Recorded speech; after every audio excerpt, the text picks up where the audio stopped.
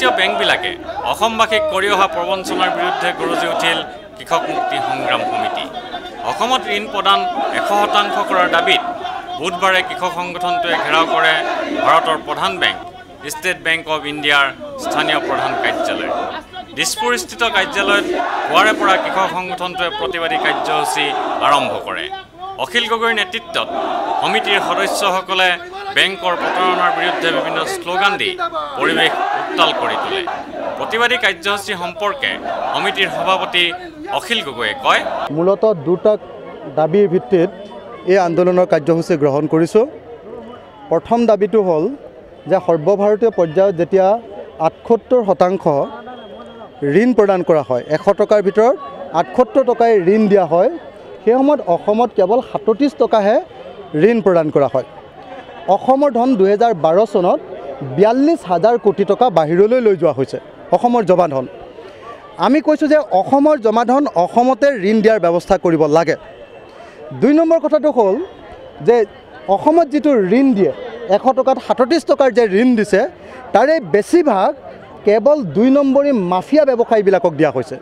যেনেকৈ সুৰেশ পিঠানী, কৈলাশ লোহিয়া, ৰাম অৱতাৰ ভুৰাকীয়া, ইহঁতক কেৱল লোন দি অসমৰ থলুৱা মানুহবিলাকক, অসমৰ সৎ ব্যৱসায়ীবিলাকক, অসমৰ নিবনুৱাসকলক, অসমৰ শ্ৰমিকসকলক, অসমৰ কৃষকসকলক, অসমৰ সাংবাদিকসকলক, অসমৰ চাকৰিয়ালসকলক ঋণ নিদিয়াৰ ব্যৱস্থা তেওঁলোকে গ্ৰহণ কৰিছে।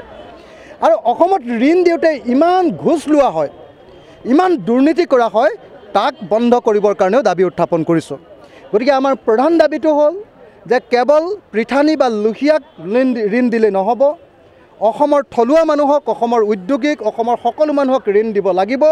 আৰু সেই ঋণ কেৱল 100 টকাত 37 টকা দিলেই নহ'ব, সেই ঋণ 100 টকাত 100 টকাই দিব লাগিব। এই দাবীৰ ভিত্তিত আমাৰ এই আন্দোলনৰ কাৰ্যসূচী গ্ৰহণ কৰা হৈছে।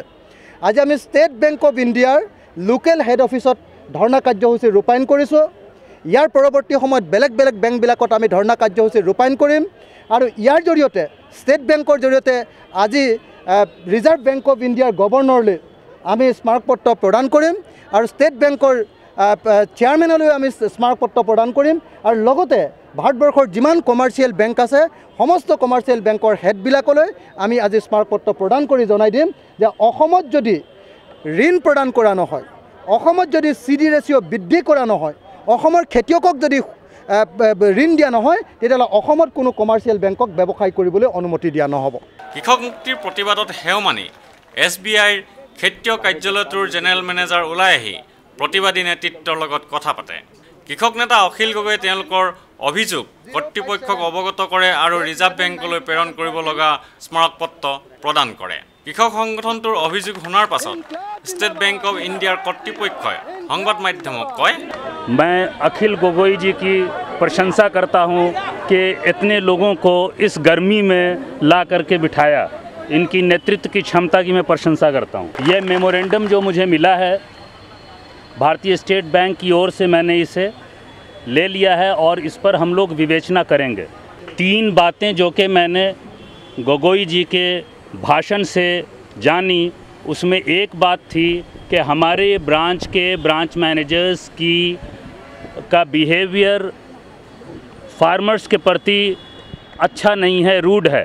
मैं सभी शाखा प्रबंधकों को यहाँ से निर्देश जारी करूँगा और उनके क्षेत्रीय प्रबंधकों को भी कि वो फार्मर्स के साथ, किसानों के साथ अच्छा से अच्छा बर्ताव करें और उनकी समस्याओं का तुरंत निदान करें। प्रधानमंत्री रोज़गार गारंटी प्रोग्राम PMEGP के अंतर्गत जो भी कार्यक्रम के लिए, जिस भी व्यवसाय के लिए आप लोगों का एप्लीकेशन, आप लोगों के एप्लीकेशन ब्रांच में गवर्नमेंट के द्वारा फॉरवर्ड होगा, उसको उसके मेरिट के अनुसार देख करके यदि वो अच्छा काम होगा तो उसमें हम लोग हमेशा स्टेट बैंक ने सबसे अधिक लोन दिया है और ये बैंक देता रहेगा। क्रेडिट डिपॉजिट रेशियो जमा और साख का जो अनुपात है उसके संदर्भ में मैं ये बताना चाहूँगा कि पूरे भारतवर्ष में यदि हम दक्षिण भारत से तुलना करेंगे तो जब तक हमारे मैं भी पूर्वी भारत का रहने वाला हूँ, बिहार का रहने वाला हूँ, जब तक के एरिया में नोकिया नहीं लगे, फोर्ड नहीं लगे, टाटा का प्लांट नहीं लगे, क्रेडिट डिपॉजिट रेशियो नहीं बढ़ सकता है।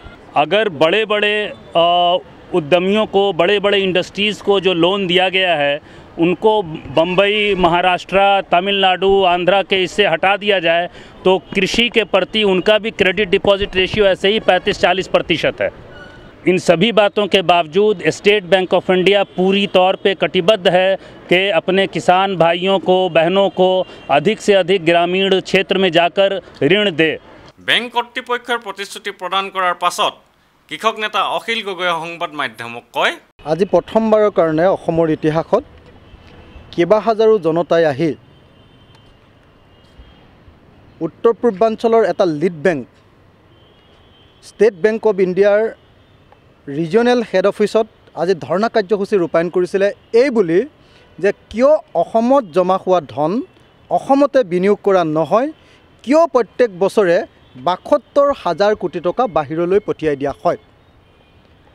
আমি দাবী উত্থাপন কৰিছিলোঁ যে অসমত কেৱল এতিয়ালৈকে ৩৮% লোন দিয়া হয়। ১০০ টকা যদি জমা ৰাখে ৩৮% লোন দিয়ে, কিন্তু তামিলনাডুত 143%, ১৪৩% লোন প্ৰদান কৰা হয়। সেইকাৰণে অসমত ১০০% লোন দিবৰ কাৰণে অসমৰ ঠেলাৱালাসকলক, অসমৰ ৰিক্সাৱালাসকলক, অসমৰ হাজিৰা কৰি খোৱা মানুহবিলাকক, অসমৰ খেতিয়কবিলাকক, অসমৰ সাংবাদিকসকলক, অসমৰ পুলিচকে ধৰি সকলো চাকৰিয়ালক যাতে লোন প্ৰদান কৰা হয় আৰু লগতে অসমৰ উদ্যোগীসকলক আৰু নিবনুৱাসকলক যাতে লোন প্ৰদান কৰা হয় আৰু লগতে লেণ্ড মাফিয়া সুৰেশ পিঠানী বা কৈলাশ লোহিয়াক যাতে লোন প্ৰদান কৰা নহয় তাৰ দাবীত আজি আমি এই কাৰ্যসূচী গ্ৰহণ কৰিছিলোঁ। দীঘলীয়াকৈ আজি ডিজিএমসকলৰ লগত আমাৰ আলোচনা অনুষ্ঠিত হ'ল আৰু আলোচনা অনুষ্ঠিত হোৱাৰ শেষত আমি কৈছোঁ যে ২০১৩ চনত ষ্টেট বেংকে অসমত অন্তত ১ লাখ DIR ডিফাৰেঞ্চিয়েল ৰেট অফ ইণ্টাৰেষ্টত 4% ইণ্টাৰেষ্টত লোন ১৫,০০০ টকা পৰ্যন্ত দুখীয়া মানুহক দিবলগীয়া লোন দিব লাগিব। তেওঁলোকে এইটোক মষ্ট প্ৰায়ৰিটি দিম বুলি কৈছে। ৰিজাৰ্ভ বেংকৰ নিয়ম মতে যদি ১০০ টকাৰ ঋণ এখন ৰাজ্যত দিয়ে তাৰ ১ টকাৰ ঋণ এই ৪% সুতৰ ঋণটোত দিব লাগে, কিন্তু অসমত এতিয়ালৈকে একেবাৰে দিয়াই নাই। মাত্ৰ ৫,৬৬৫জন মানুহকে এতিয়ালৈকে ৩,২২,০০,০০০ মানুহৰ ভিতৰত সিমানকেইজন মানুহকে এতিয়ালৈকে এই ঋণটো দিয়া হৈছে। গতিকে দ্বিতীয় কথাটো হ'ল যে KCCটো আমি কৈছোঁ যে KCCৰ সংখ্যাটো বঢ়াব লাগে। আমি কৈছোঁ যে KCC দিবৰ কাৰণে, KCC ঋণ দিবৰ কাৰণে যি ব্যাপক ৰূপত দালালি ৰাজ প্ৰচলিত হৈ আছে, ১ লাখ টকাৰ ঋণ পাবৰ কাৰণে ২০,০০০ টকা বা ১০,০০০ টকা দালালক দিব লাগে। দালালৰ জৰিয়তে বেংক মেনেজাৰবিলাকলৈও হয়তো যায়। সেই প্ৰক্ৰিয়াটো সম্পূৰ্ণৰূপে বন্ধ হৈ দুখীয়া মানুহবিলাকক, খেতিয়কবিলাকক পোনে পোনে ঋণ দিয়াৰ ব্যৱস্থা গ্ৰহণ কৰিবৰ কাৰণে আজি দাবী উত্থাপন কৰিছোঁ আৰু এই কথাটো তেওঁলোকে মানি ল'বলৈ বাধ্য হৈছে। আমি কৈছোঁ যে জাৰ্নেলিষ্টবিলাকক, বিশেষকৈ দুখীয়া সাংবাদিকসকলক, মফচলীয়া সাংবাদিকসকলক আৰু যিসকলে বেছি দৰমহা নোপোৱা যিসকল সাংবাদিক আছে তেওঁলোকক ২ লাখ টকা পৰ্যন্ত ৪% সুতৰ হাৰত আমি দিবৰ কাৰণে, ঋণ দিবৰ কাৰণে দাবী উত্থাপন কৰিছোঁ। ঠিক তেনেকৈ শুৱালকুছিৰ শিপিনীসকলৰ কাৰণে, ঠিক তেনেকৈ আপোনাৰ সৰ্থেবাৰী কাঁহ বাচনৰ শিল্পীসকলক ২ লাখ টকাকৈ একোজন আৰ্টিজানক 2 লাখ টকাকৈ ঋণ দিবৰ কাৰণে আমি দাবী উত্থাপন কৰিছোঁ আৰু তেওঁলোকে স্পেচিয়েল কিবা প্ৰজেক্ট ল'ব পাৰিব নেকি এই সম্পৰ্কে তেওঁলোকে কেন্দ্ৰীয় কাৰ্যালয়ৰ লগত কথা পাতিব বুলি আমাক কথা দিছে। আমি আশা কৰিছোঁ যে ষ্টেট বেংক অফ ইণ্ডিয়াই আজি যিসমূহ প্ৰতিশ্ৰুতি প্ৰদান কৰিছে সেইসমূহ প্ৰতিশ্ৰুতি ৰক্ষা কৰিব আৰু যদি ৰক্ষা নকৰে ষ্টেট বেংকেই নহয় সকলোবিলাক নেশ্যনেলাইজ বেংকৰ বিৰুদ্ধে ব্যাপক ৰূপত আন্দোলন কাৰ্যসূচী গঢ়ি তোলা হ'ব।